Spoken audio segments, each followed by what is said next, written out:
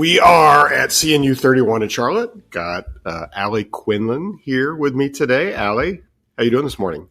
I'm good. How are you, Kevin? I'm all right. I'm barely awake, but I'm doing okay. Same. Day 3 of this conference is always, we're all starting to fade a little. Yeah, I know. That's the way it goes. It's like too many days in Las Vegas or something. That's exactly right.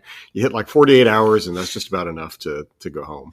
That's right. I wanted to have you on, Allie, because I think you've got a really great, interesting story. I love the stuff that you're doing, and I'd like for more people to get to know you and you know what all you're up to. Mm-hmm. So I know your professional background is architecture originally, but you're now would it be fair to say you're like a full-time developer too, or like part-time developer? No, so I run 3 different companies. So I have Flintlock Limited, which we often market as Flintlock Lab, which is landscape architecture building.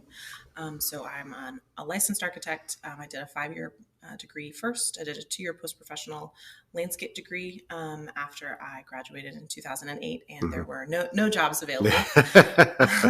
And I also had seen all of the architects that I had met they wore a lot of black, and they were pretty depressed, and they had really bad home lives, and they were just, a depressing crew. And all of the landscape architects that I knew were like out hiking at 4 p.m. and had, these really rich social lives and seemed really happy with their professional lives. And so I think that was a thing that too, kind of midway through architecture school, I was like, I don't know what the difference is, but one of these groups seems much happier than the other one.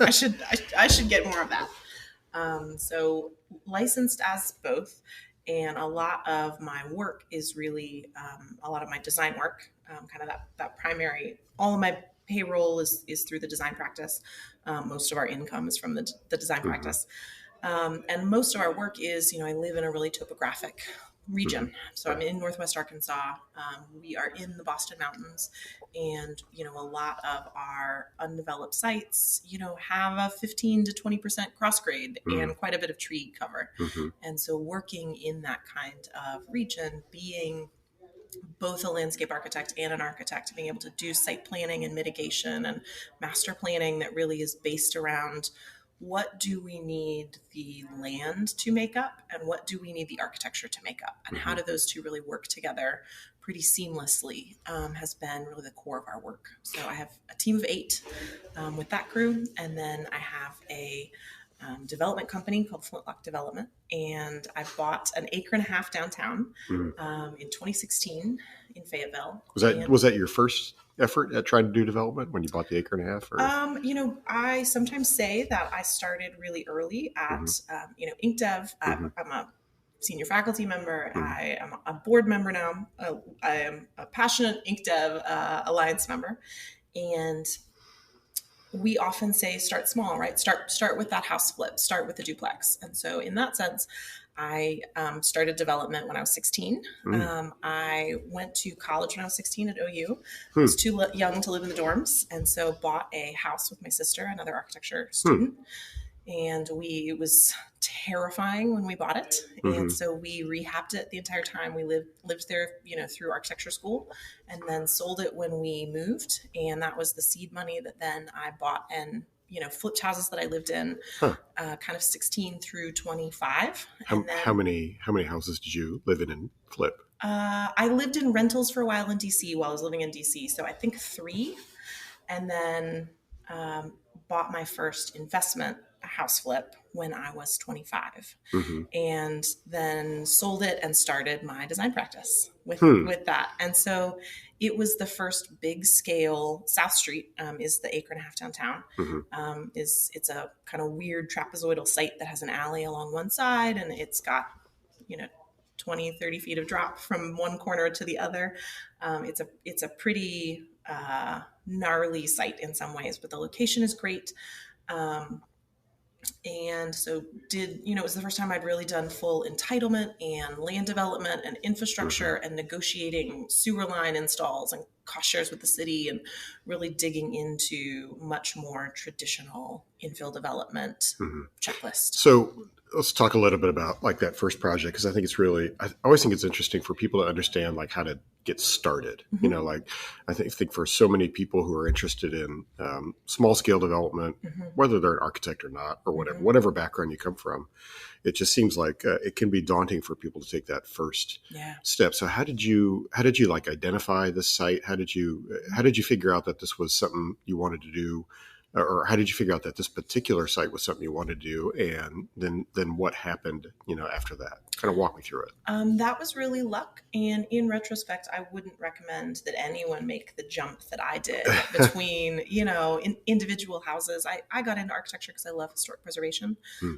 That's the third company is a general contracting company that Hmm. does historic preservation work. And I just love that. We will Hmm. buy really undervalued and kind of at risk historic properties.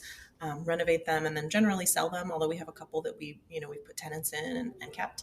And the jump from that to like land development and mass grading Hmm. and utility Hmm. negotiations was really too big. Hmm. It's been fine, Hmm. and it's gone well, and also from a you know brain damage standpoint and just the amount of time that it has taken to work through that project. For sure, something smaller and simpler would have been the right middle step. Yeah. When we went kind of A to D Yeah. instead, B and C would have been good stops. And so I think the B and C that would have been easier is probably buying a property and then buying a property that was rented and cash flowing and then adding some small units to the back Uh-huh. would have been a better way to just bite off Yeah. handling new construction with a builder. Yeah. And buying a single lot that needed a little infrastructure Hmm. and putting a couple of units on it and then selling it would have been probably that next step of, Hmm. okay, now let's add a little flavor of land Hmm. development with the new construction experience that now that we've gotten and hopefully a builder Hmm. crew that we've gotten and liked. um, I've also kind of in the meantime done a couple of commercial buildings, one of them with a partner, and that is the sweet spot that I have more gotten into with development work is being much more patient. And I Hmm. think that's the benefit of not, almost all the small developers that InkDev works with aren't doing it full time. Yeah. It's at the beginning, it is not a full time gig. Yeah. And so having a W 2 job and being able to be patient and kind of have your equity together to be able to jump on a deal when it comes, but then, doing deals that have a lot of equity in them already just because you're getting a really good deal, Hmm.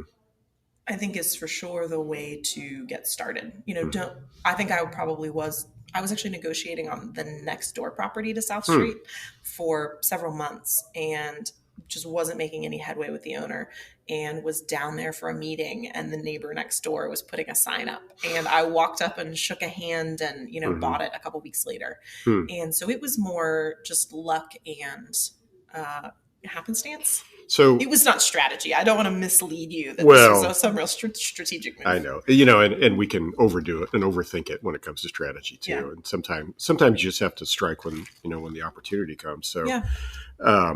with that deal, so did you have like partners or investors or something that helped you through that deal, or how did you find help on that? So I have one investor in that project, which is Hmm. my mom. Hmm. My grandmother had just died and left her a little bit of money. And so she invested that in that first land purchase Hmm. because I always think these nuts and bolts are helpful because there's a Yeah. hundred ways to structure that. Yeah. We decided that, because of the family connection and we wanted Thanksgiving to be okay, that it was going to be better to structure that just as a personal loan. So, it's an unsecured personal loan with interest that accrues basically as she asks for it. The Hmm. interest is accruing. It's not paid regularly though. Hmm. And that way, it's a personal loan that short of bankruptcy, I'm always going to owe her. Right. Should the project have gone south, her investment was not actually in the project. I was taking on the risk of the project and saying, I will pay this money back, whether it's from profit from this project Hmm. or not. Did you do like a written contract with your Oh mom on yeah, we that? have a promissory note that is That's good. That's notarized and good. filed, Yeah. and it shows up on my Yeah. bank personal financial statements every year. Uh-huh.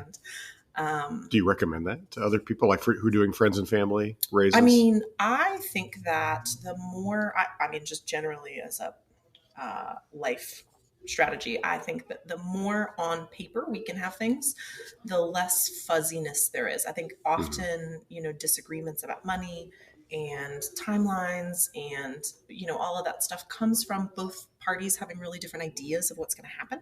And so I think the more that it's on paper and we both signed it, the more that we're at least saying we do both agree to this specific thing. Mm-hmm. And any other understandings that we have about this, aren't actually the agreement. So yes, I think going overkill on paperwork and communication and record keeping Mm-hmm. is only good for relationships. Mm-hmm. So that you avoid any, well, I thought this is what we were saying, 5 years down the line. One thing I didn't ask you was like, how did you end up in Fayetteville? Were you from Fayetteville originally, or did? No, I grew up on a big cattle ranch in western Oklahoma. Okay. My family was in the land run in the 1890s and has been out in western Oklahoma since then. So I grew up out in an incredibly rural place. My school was Roger Mills County for the Oklahomans out there. My school was kindergarten through 12th grade in one building, probably 200 students. Yeah. And so, classes of like 5 and 10 people per grade. And went to University of Oklahoma for undergrad, went to Virginia Tech's urban campus for landscape degree. So I was in DC and met my kid's dad, and he had switched to a domestic job. He'd been working overseas out of DC, switched to a domestic job when we got married. And so the first office that they posted him to was Fayetteville. Oh, wow. So okay. Total fluke. We thought we were going to Seattle or LA. Total fluke that we ended up in Fayetteville. And, a real gift in a lot of ways, because the market there, I would never have been able to have this kind of business in any other market. Yeah. And there's just a lot of luck in, our housing costs since I have moved there have increased 120%. And so putting money into the market in real estate when I moved there has been a total gift. Yeah. But obviously you weren't like reluctant to just dive right in, because that's not my personality. Yeah. So, you moved to a new place where you probably didn't really I didn't have any relationships at all. No, yeah. I knew no one. And pretty quickly jumped in and you've made that a place for you to work. I knew one person in Arkansas, and that was Steve Luoni, who runs the University of Arkansas Community Design Center. Had done some lectures and workshops when I was an undergrad in Oklahoma. And so I knew him, we'd spent a couple of days together 2 years before. And I reached out to him and asked if we could have coffee and if he would make some recommendations about where should I apply for a job? We found out 6 weeks before we were moving that we were going there. So I met with Steve when we got there and were getting unpacked. And he was hiring at the time and offered me a position with the Community Design Center that was some of the most fun work that I've ever done, and like the most award winning. I was there for less than a year, and I think, have like 8 national awards from that time. Oh, wow. And also I was making $30,000 a year with no benefits, with a master's degree and 1 license. So, pros and cons. Yeah. But made some really helpful sort of connections in terms of starting to get into the design group in Fayetteville, which is there's a lot of architects per capita there. And so just starting to figure out the lay of the land. And then my next job there was actually what most of the design crew there would have considered career suicide, but was a relatively strategic move. I needed internship hours for both an architecture license and a landscape license, and you can't double count them. And so I had my architecture hours done, but I needed to work underneath a licensed landscape architect. I think I had maybe a couple of hours left for architecture. I couldn't find anybody to work underneath that I could get my internship hours, except there was this weird little office of architectural management is what it was called, for a regional bank that's owned by the Waltons. And so they're in 4 states, and they had an internal office that did all of their new branches, prototype design, site design. They helped with property acquisition, and then renovation. The bank grew via acquisition of other banks. And so if you're not familiar with this banking process, those kinds of acquisitions are always completely secret up until the day of closing. And then you have a really short time window in which the branch has to be completely rebranded and all the signage has to be totally updated. It's like 60 days, I think. Yeah. And so we would suddenly receive a package of 60 buildings that we had not previously seen, that in the next 60 days, all of them need to be rebranded and painted in a 4-state area. Jeez. So, I through that office was managing $18 million in construction a year. I was on site, every job site, every week. And so I was traveling an enormous amount and working with just this incredibly high volume of builders in different markets and doing a huge amount of contract negotiation and negotiating contracts with architects and acting as the owner in development, essentially. And so it was helpful from a licensing standpoint. I quit that job the day that I got, my second license. And also in retrospect, that finance and contract and, sort of project management experience was fabulous. Although the architecture was mind-numbingly bad. It was useful in that it was a set of sort of business skills. I think I run a good business more than I am a good architect. And there's a place for that, right? And so the more that I understood the business of how buildings are made and development happens, that's even the reason that we're good designers is we know how things are financed. We can structure our contracts, we can structure designs and entitlement around the way banking works and the kind of financial product that's going to be used to finance it, and can produce quite a bit of upfront work for someone to be able to get an appraisal, which means they don't have construction financing yet, which means everything they're paying is coming out of their pocket. Yeah. So just really being in tune and not fighting against the reality of how buildings are made has been, I think, probably the core success of the business. Yeah, it's funny in retrospect, because I had almost sort of the opposite situation. As an architect, I always felt like I was probably much better at the design side of things than the business side. I was okay at the business side, but when back when I had my firm in the 2000s, we were just a couple of guys who didn't know anything about running a business. We had to go take classes on how to read a financial statement. It was like we had no idea, and it just felt like it's just funny in architecture. There's so little preparation for that. Yeah. Even though so many architects like you, like me, end up hanging up a shingle and going out on their own. There's just incredibly little thought about preparation for exactly what you talk about. How does finance work? How do buildings get built? Yeah. How do I run this business? How does my tax structure work? Am I going to be an LLC that's taxed as an S corp, or actually do I want to be a C corp, or am I a sole proprietor? And I think I was lucky also in that instance. So the first year that I opened up my own practice, I had a real dedication to running a fully cash-based business. I didn't want to have any debt on the business at all, because I knew how risky that was going to be. And so it was the most lean startup that I could do, right? I didn't get fancy new computers. I didn't get a fancy new office space. I didn't get great new software. I did the most that I could with a real focus on ROI. And so one of those things is I had a good friend who was running an e-commerce business in a really cool building in Fayetteville. And it was like a 10,000 square foot building, and they had a team of 15. And so there were just a lot of empty corners in the building. And so I asked him if I could co-office, and, in exchange for kind of helping with the management and maintenance of this big old building, knowing who to call and when to call someone, and, that we needed to winterize something. Yeah. I had free rent for a year, and I got to sort of hang out with them.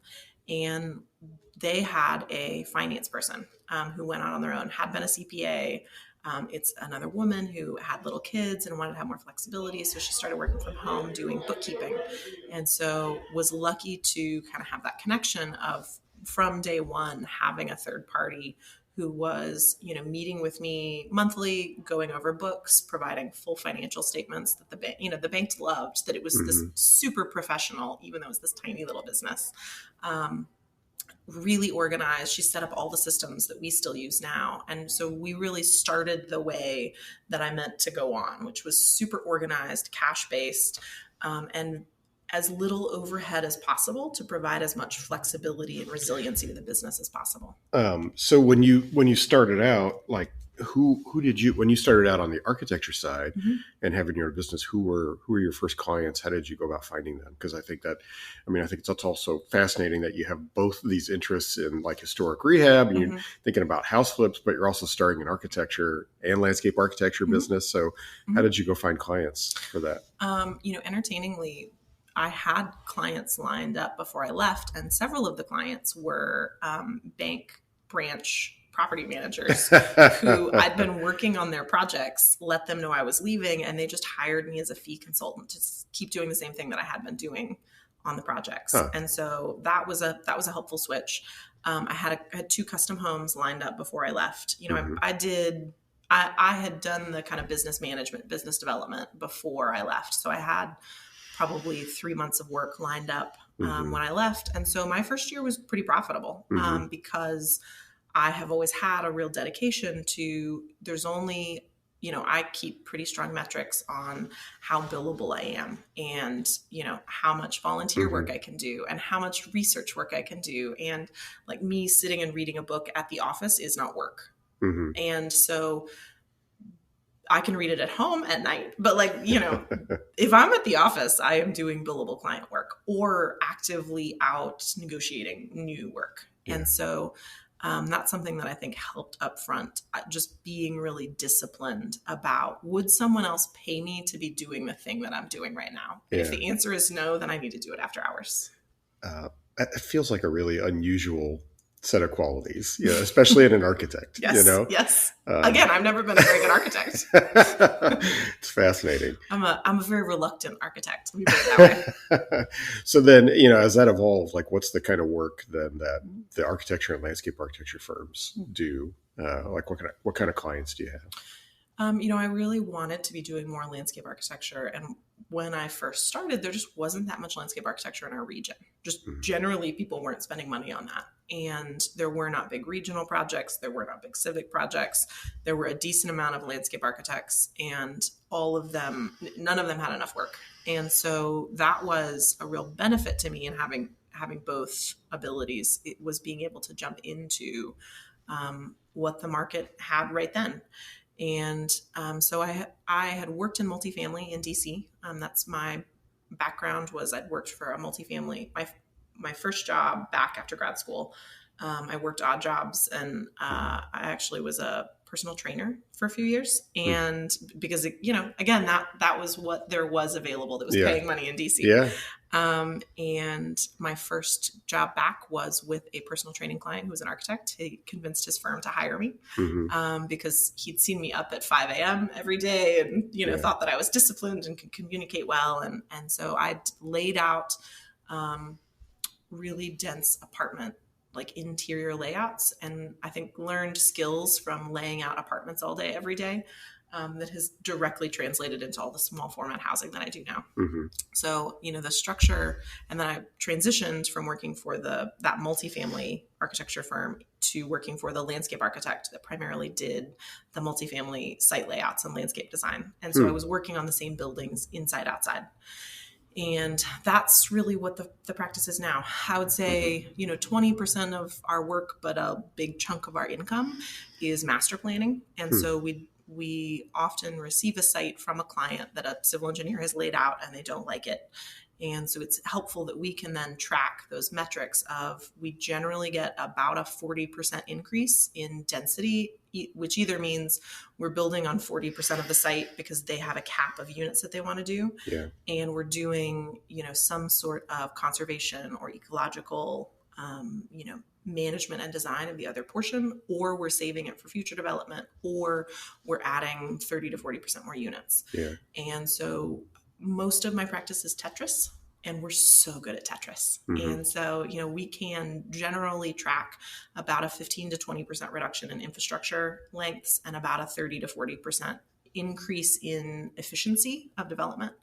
And so, we're paying for ourselves. So what we charge is sort of meaningless. Do you try to capture or monetize that benefit to the client? We always measure and track it, and No, we have a per acre sort of metric is how we price that generally. But almost all of our business is repeat business because once one of our, once a developer has worked with us on a big project like that and they have seen the efficiency, we don't have to sell that. They see that throughout the project. And so we do a lot of master planning, which then we're also selling the architecture with. Right. We do a lot of stock plan architecture. So I've got probably 10 floor plans that, we've just built a number of times and we know they work for a really specific slice of the demographic. And they're each really different dimensions and hit a really different market segment. And so we'll do master plans with developers' existing product. We do master plans with our stock plans, which then lets us just give them a spreadsheet of what plans they're paying reuse fees on, and your architecture is ready. Yeah. Here's your master plan, and also your architecture is done. Yeah. And then we do a number of more traditional architecture firmy things. We've done a couple of restaurants, always in cool downtown building rehabs. We do some landscape architecture for multifamily and for commercial projects. We did a really cool grocery store rehab that showed up in one of the presentations yesterday. Still do historic preservation, although it's hard if we don't own the building to make the amount of time that it takes us to do a historic preservation project pencil for a client. Yeah. And then we work with a lot of infill developers. So, it's the same concept as the big master plan with architecture, but we'll be taking sometimes a 50 by 150 lot, sometimes up to, half an acre or an acre, and really saying, what's the code hack that we can meet your goals in a way that you can finance, in a way that you have equity for right now. And so we sometimes run pro formas for people and, we'll help walk them through that. What are the limiting factors on this project for you right now? And how do we design a project that you can build? Feel like I've got a ton of questions because it's funny that the work that you're doing is so similar in a lot of ways to the work my old firm used to do. And so one of the questions, so you have your own stock plans, and then you also have these plans that you have built for yourself for your development deals. Do they ever mingle? Do you take one? Yeah. And how do the clients kind of deal with, you might be borrowing plans back and forth between them or other clients? It's in our upfront contract. We have a really open pricing structure in our contracts. So a new custom plan has a flat fee. If you want it to be an exclusive plan to you, there's a multiplier of cost on that plan. So you're getting a discount on the upfront new custom plan design that we're openly saying this can become a stock plan if we decide it should. And if you want it to be exclusive, here's what that costs. And if you want it to be exclusive in the region, here's what that costs. And then a reuse fee of a custom plan that you have had us design is a discounted reuse fee. A reuse fee of a regular stock plan it's a fixed fee line item that's in the initial contracts. We often are providing that whole fee structure in master planning proposals just so they can budget for that architecture in the future. And so we have a super open pricing model about how that works. We're very open that, they're going to benefit from being able to use stock plans, and then other people get to benefit from using their stock plans unless they say they don't want that. And we do have a couple of clients that want to have, kind of exclusive rights to their plan. So we tend to just be really upfront with clients about it. And we have a handful of people that want really exclusive things, or they want something that's so specific that we wouldn't use it anyway. Okay. It's very specific to their business model or some specific project. But I think has that been, do you perceive that as it's been a big plus, the fact that you have developed and built your own things in terms of pitching to other clients, or do some of them get turned off as possible competition, or how is that? It has only been globally positive in my experience in terms of, our plans are really buildable because I've written the checks for these plans. And so I know the thing that costs too much money that I didn't get any money back out of. And so we don't do that anymore. And so developing my own work, I want to say this out loud, has not been super profitable. I've not lost money, but from an ROI on time, it has not been my most productive work. And flip side of that is it has been phenomenal marketing work. Mm-hmm. one. And it has been phenomenal learning experience in terms of nuances that you just wouldn't get into knowing as an architect Mm-hmm. if you weren't also the developer and on site every day, and knowing some weird detail that we'd drawn that looks like it makes total sense on paper and like we just didn't think through. Yeah. So why why do you think, in retrospect, now it hasn't been terribly profitable for you on the development side? One of the downsides of developing as an architect is having architect's disease, which is wanting Yeah. good architecture Yeah. ahead of profitability. Yeah. And so there are the stuff that I have developed myself it's just nicer than what most of the clients will build. And it's not in really big ways, but it's the profit margin. I have spent the profit margin on projects on full cedar shingle cladding and a big round porch with a herringbone deck floor and some pretty cute columns and banquettes inside and really nice windows and full tile bathrooms and sand in place hardwood floors. And I sold the full first phase and then realized that I was not making any money because I was building really nice housing. And so it would be better to just keep the housing because it's going to appreciate really well. It's going to rent really well. That's also something John Anderson told me before I sold that first phase, but I had to mess it up before I believed him. Yeah, I know. We always have to make our own mistakes. We have to make our own mistakes. I made exactly the mistake that he was telling me I was going to make, and then it turned out just the way he said it would. And so I kept one house from the second phase, which has an ADU on it, so 2 units, and then I kept 2 houses from the third phase. And so I have 4 units now on South Street that I kept, and they are in fact just the most phenomenal rentals because they're so cute, and the materials are nothing else in the market is like that, and they're also so low maintenance because they're really well built. And I've actually tried to negotiate with one of my first phase buyers several times to buy their house back from them at like 25% more than they bought it from me, 5 years ago, which is actually not that bad a margin as I say that now. But I think that's the development work that I do. The primary goal was not making money. And so as long as I don't lose money, it makes sense. But that's a really specific to me right now at this phase in my life.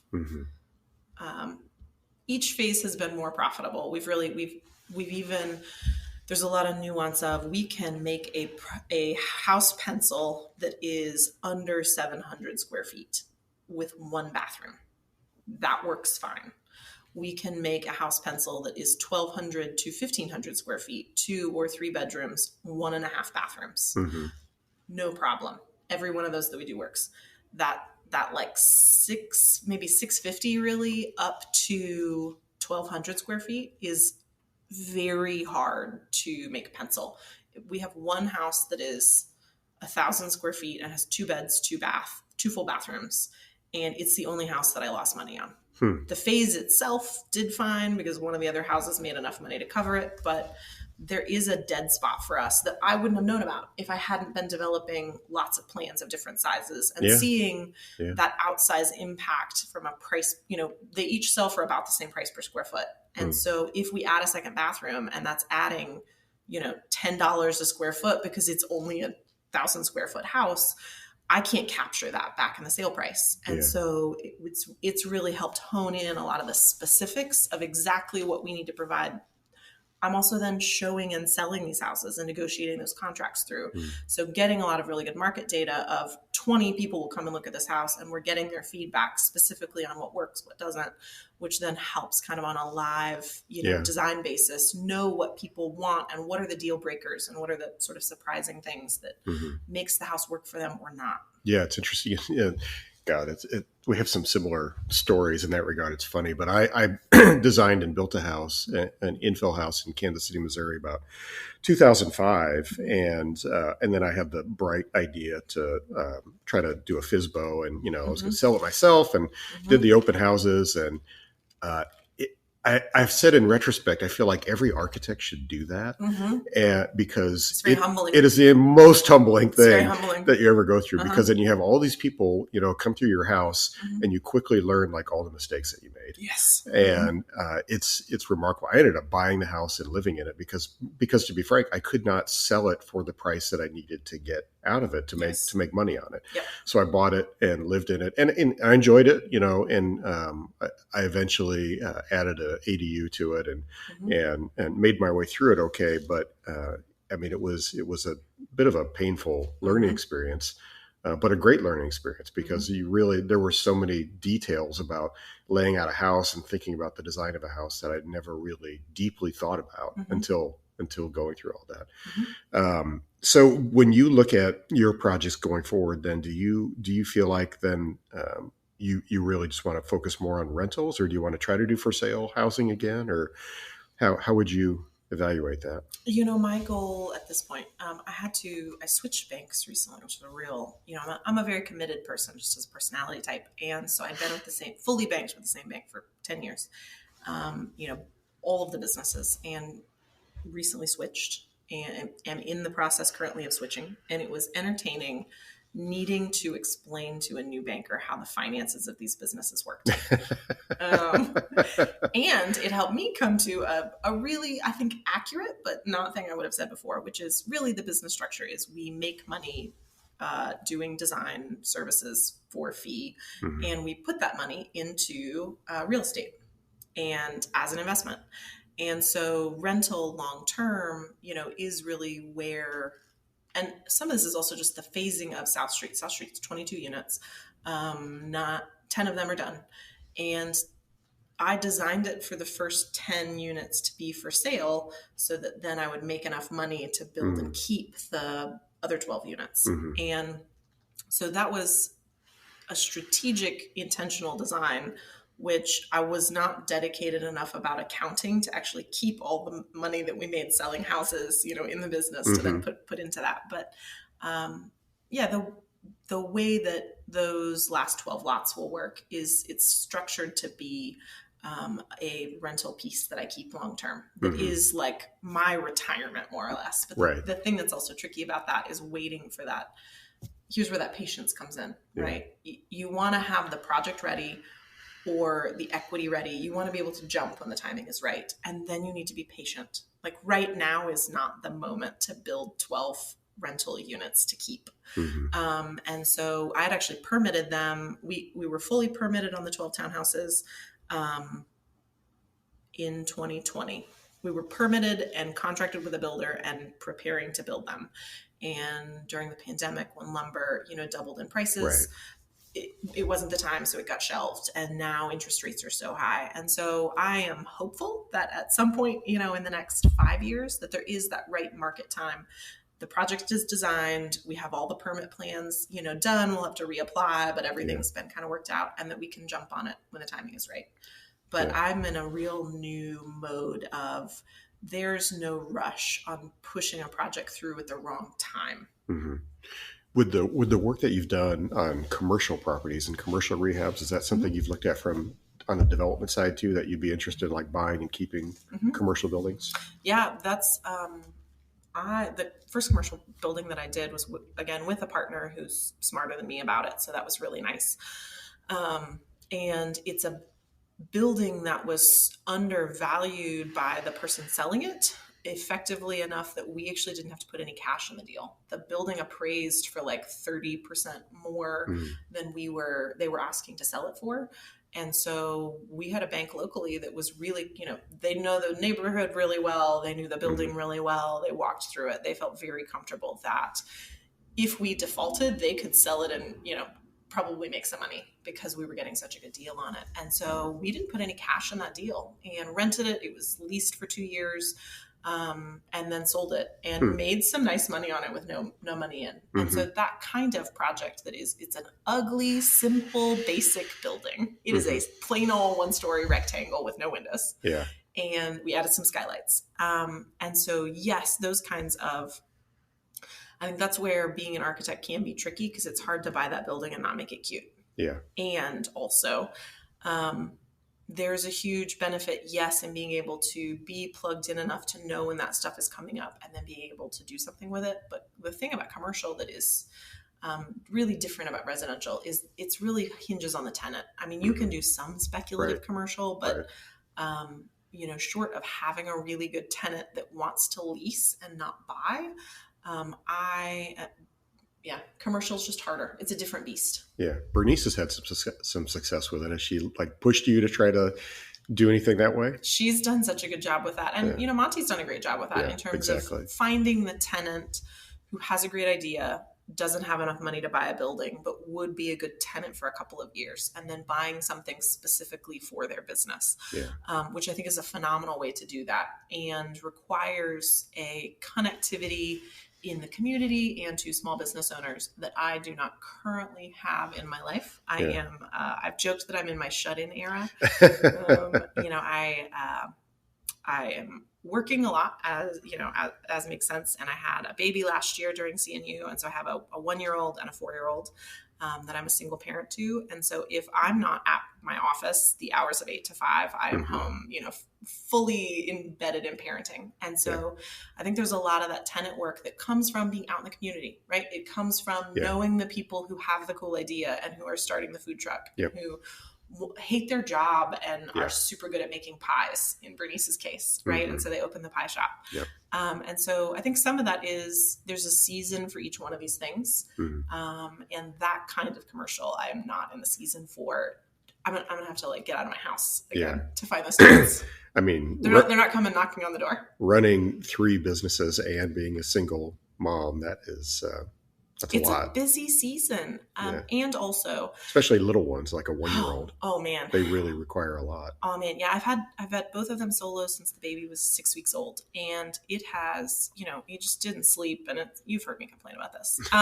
But I think too, the thing that people can think about women in work and little kids is that, well, you're working less, and so that's a permanent condition. And one thing that I work with a lot of women. I at one point had a design co-op that was based around keeping women in the profession through young childhood years. And the biggest takeaway for people really is that season is so short.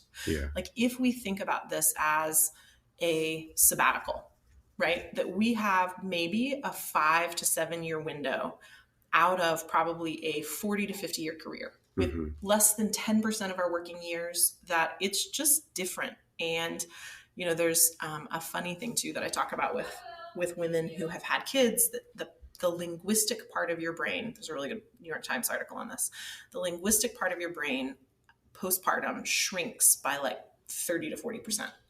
And the part of your brain that assesses danger and picks up on nonverbal cues grows about that same, grows to fill that space in your skull.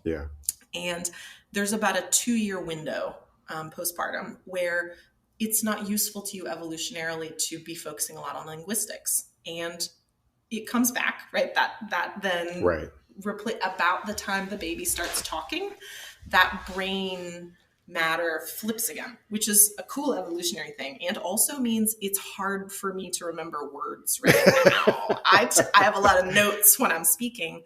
And the more that we just say out loud what those realities are, the more we can come up with really practical solutions. Cool. I need more childcare right now than I'm ever going to need in the rest of my life. This is 10% of my career, in terms of overall years. So you just make the accommodations that work right now to keep you as in the profession as you want to be, and lean into accepting and embracing and having fun with this short period. And, in one of my kids is going to be in kindergarten next year. Right. And 4 years from then, they'll both be in school, and it will just be a completely different set of needs. And so that's one thing that I think anybody which is hopefully, everybody who is hiring people, everybody who has female employees who are at that age, really shifting that thinking around what are the accommodations that we make to make this work right now for this really short time period. And then how wonderful an employee do I have for the next how many decades? I think there is that lack of flexibility in architecture specifically, right? That there's not that cyclical thinking. And one of the things that I'm going to say too is the moms, especially of young kids that I know, are like the most productive workers on the planet, because you have so few hours in the day that are Yeah. undistracted work time that you just can't fuck around. Yeah. I mean, you are at work and you are getting it done, and then you are jumping right back into, a very, loud and messy and kind of demanding and physical season. And so I think that's something that we should look at as a strength. And one thing that architecture as a profession, I think, that doesn't do well is accepting that we are people, not robots, and that there's a cyclical nature to all of this. And I think that there's people who have mental health issues and seasons that they go through that they need a different structure and support and set of expectations for a short time period. And the more that we can really talk through how do we help people have what they need in this season to be really productive and to be doing really good work, and then how do we shift that when they need something different, instead of having this, here is a slot, here are the expectations and the needs of this slot, and if you as a cog cannot fit into this slot, then I'll find another cog.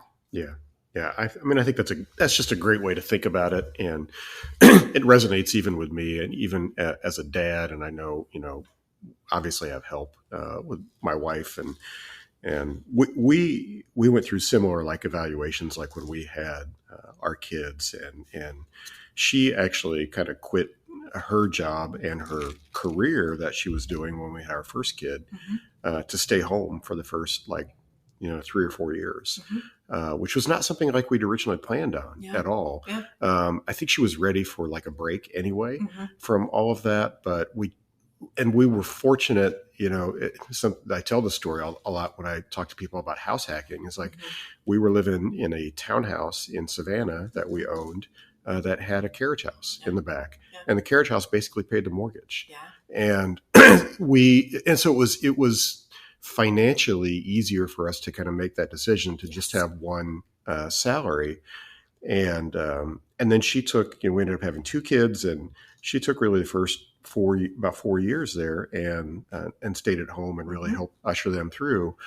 And then she reinvented herself and did coding boot camps, and now is a software developer. So it was also a great thing for her. But we had those discussions about, well, we've got this really limited window of time with these little kids. And I think even as a dad who I don't have to take care of them all the time, but I feel what you're saying with, I am way more productive in whatever limited time I have now, because, evenings and weekends I want to spend with the kids. I can't, if I goof off and go take 2 hours at lunch with a client that I'm sort of arguing this with, but then I have 2 hours of work I need to do tonight. That's not an option.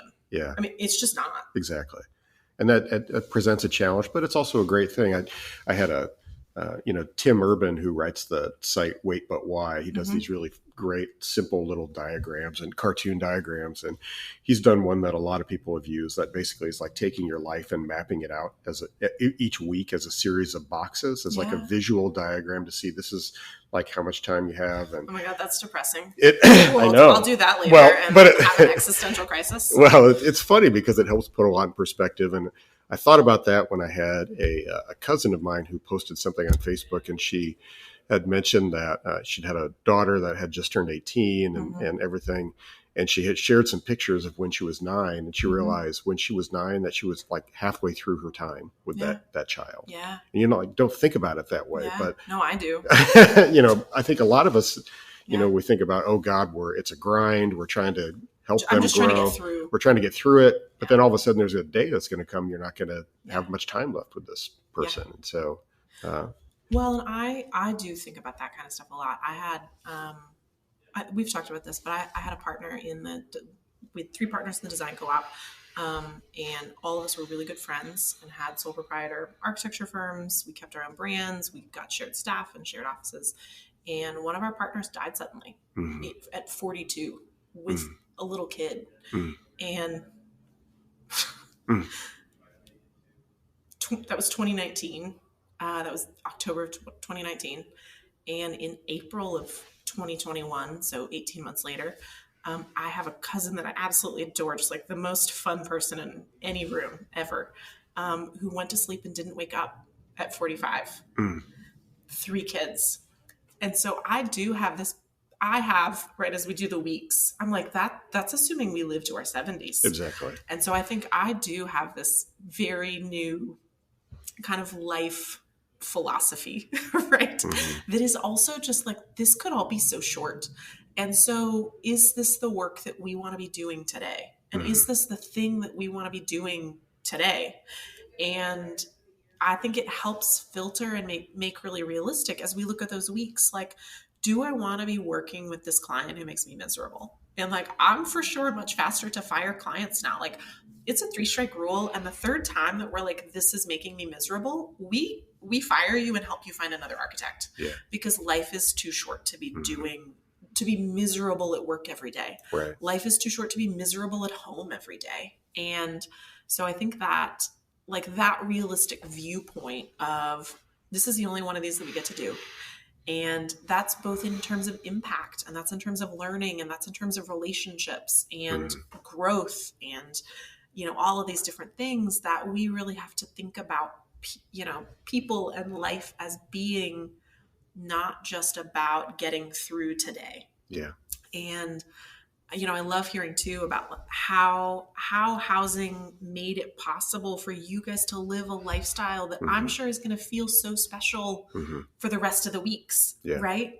And that, I think, is one of the things that we try to always return all of these kind of like policy wonky and like housing type conversations back to people. Yeah. Because what we're building is the framework for people to live in, to live their lives, to have their kids, right? Yep. To fall in love, you know, to watch someone they love die. Like, we're building the environment and the framework for life, but it's about life and it's about people. Yeah. And so, you know, the more that we can legalize housing and give people the flexibility to stay home if they want to stay at home, to take a new job because the one that they're in right now makes them miserable, to move in with a roommate that they love, that they get to hang out and have deep conversations late at night with, right? Like, the more that we can legalize life, the better we're doing. Yeah. We're living in this environment where we have this very narrow definition of, right, we're building housing for nuclear families that don't exist anymore in majority.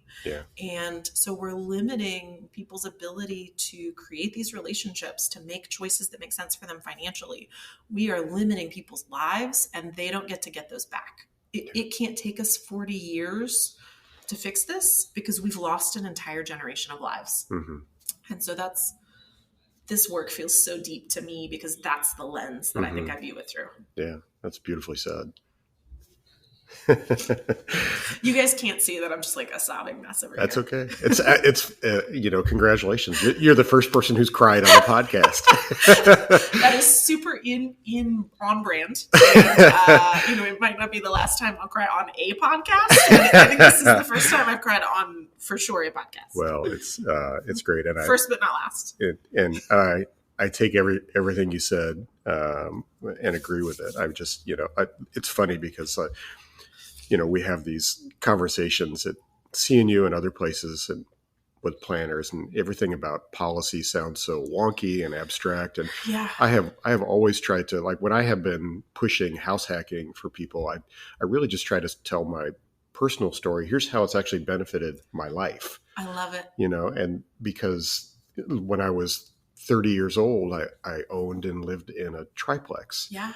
And so I had income to pay the mortgage. Yeah. So then I had a cushion where I could go start my own business. Yes. And the first year, unlike you, I was not prepared very well to start a business.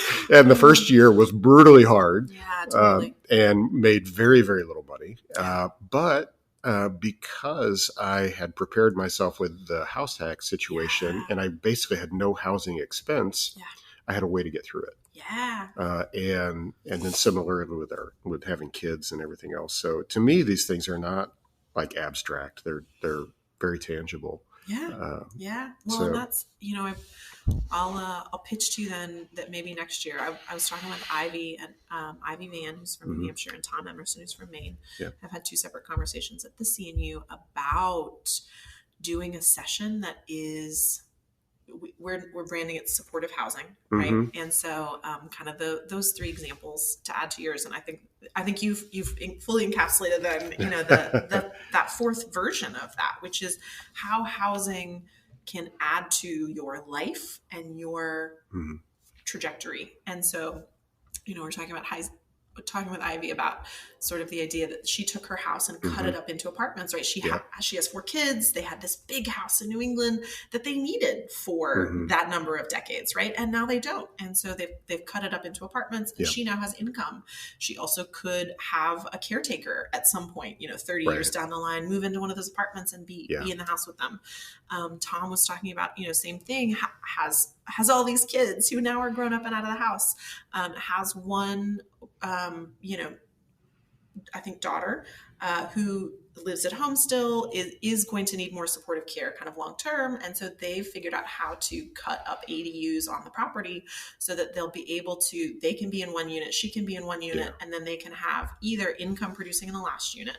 When they get to the point that somebody needs more help, they can have somebody that's doing that in a unit that they're providing that housing as one of the core pieces of that, you know, salary. Right. And so how beautiful that, again, that housing ability and we're